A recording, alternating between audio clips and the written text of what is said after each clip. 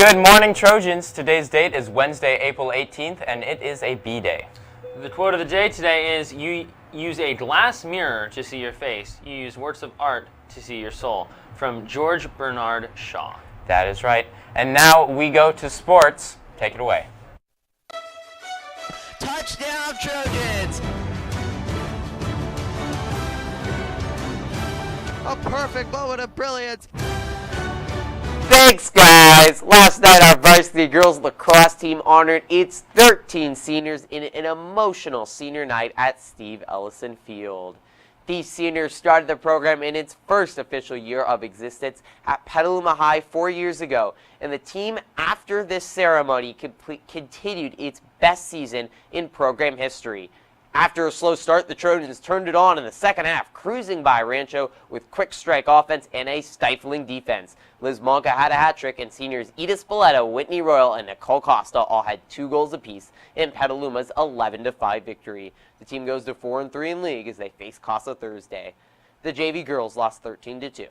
Meanwhile, the varsity boys lacrosse team also got a victory over Rancho, remaining undefeated in NBL. Injured senior Luca DeBono made his much-anticipated season debut in the 12-7 victory. JV lost 4-3 to Rancho.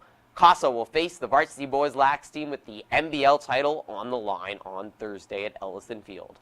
Meanwhile, after the varsity baseball team's big victory over El Molino last Friday, we talk with the ace of the Trojans, Blake Burmer.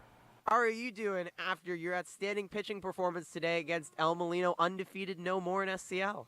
Well, I'm doing great. I knew I had to go out there and shove today, and I did. So the umpire was squeezing a little bit, but got through it. Blew fastballs by him and got the job done. You guys held them to only 2 hits the whole game. How are you guys able to work up some confidence and really get them up off balance, even when they were really battling and working a lot of full counts? Well, I think overall we're a much better team than them, and we were just able to throw strikes that they weren't used to, much faster, much harder, more movement. We just had a great day out in the ballpark. It was a lot of long at-bats, though. El Molino did really battle. What were the challenges of working through that? A lot of 3-2 payoff pitches, it formed some walks. How were you able to work through that, especially as it got to the later innings and you got tired? Well, I just bared down and kept throwing strikes. I knew that we'd be able to get through it, and my defense behind me would make the play. Depth on this team pitching-wise isn't great. As the ace, what's the pressure on you coming out and performing well every time you come out and pitch, and how do you handle that? Well, I know I need to go at least 5 innings. I need to throw strikes, and I need to keep my pitch count low until late in the game, and it's been working well this year. The varsity baseball team continued to roll yesterday, mercy ruling lowly LC Allen 14-0 at Abbey Field.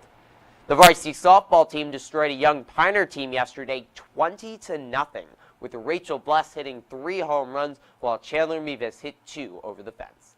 The varsity boys golf team got by a good Healdsburg team at the Greyhounds Taman Park yesterday, winning 226-258. Whitaker Ellis once again led all golfers with the low score on the course.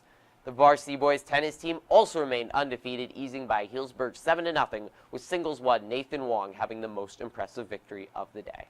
They face a good Maria Carrillo team today at the home tennis courts at 3:30.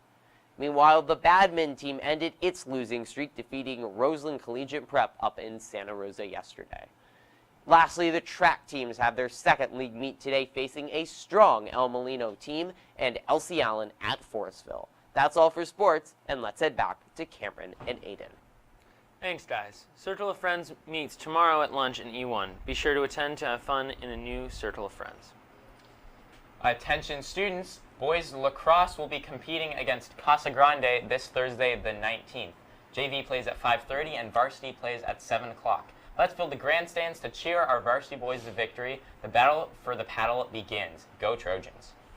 Hey HOSA members, it's time again to elect your officers for next year. Come to F13 at lunch on Thursday to hear candidate speeches.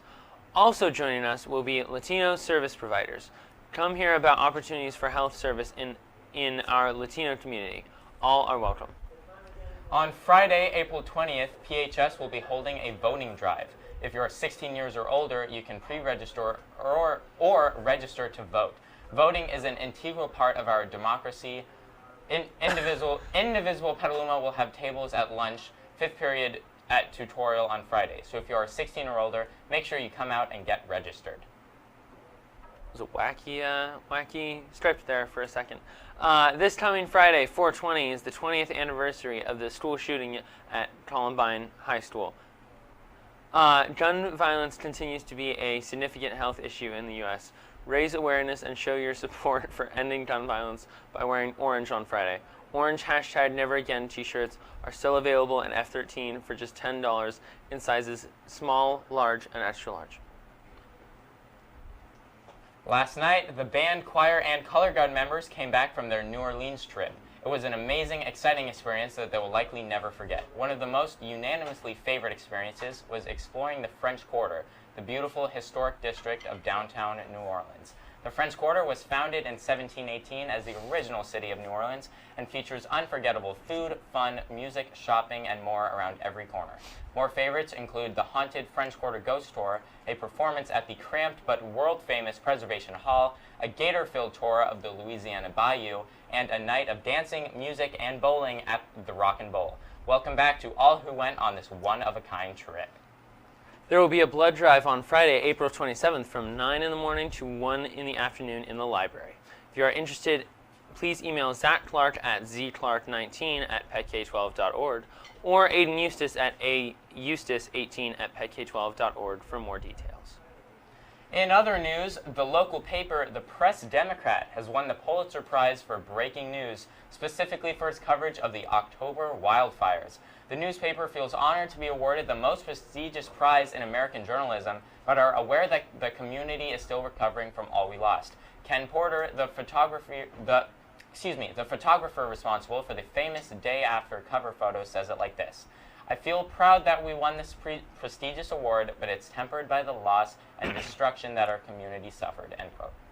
Remember, if you missed the GQ performance, we have the entire performance uploaded on our YouTube channel. But for now, here is a video highlighting some of the best parts of the night.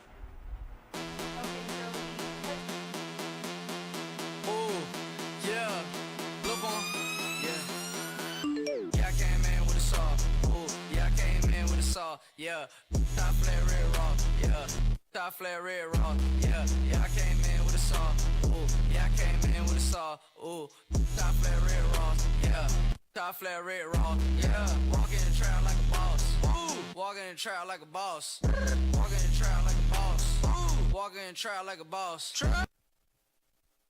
All right, Trojan Live is holding an end of the year countdown. There is a total of 6 weeks, 32 school days, 44 regular days, 6 hours and 30 minutes until the end of school. We'd like you to think about your school year. Did it meet your expectations? Did you meet someone new? It's been a long year and we're glad to have shared it with you all. Petaluma City Schools is hosting its 5-minute film festival this Saturday. The festival features short films, 5 minutes or less, crafted by PCS students. You can see films produced from a first grade classroom all the way to high schoolers. The show starts at 3 p.m. at the Ellis Auditorium at the SRJC Petaluma campus. That's all for today. Tune in tomorrow and make it a great day.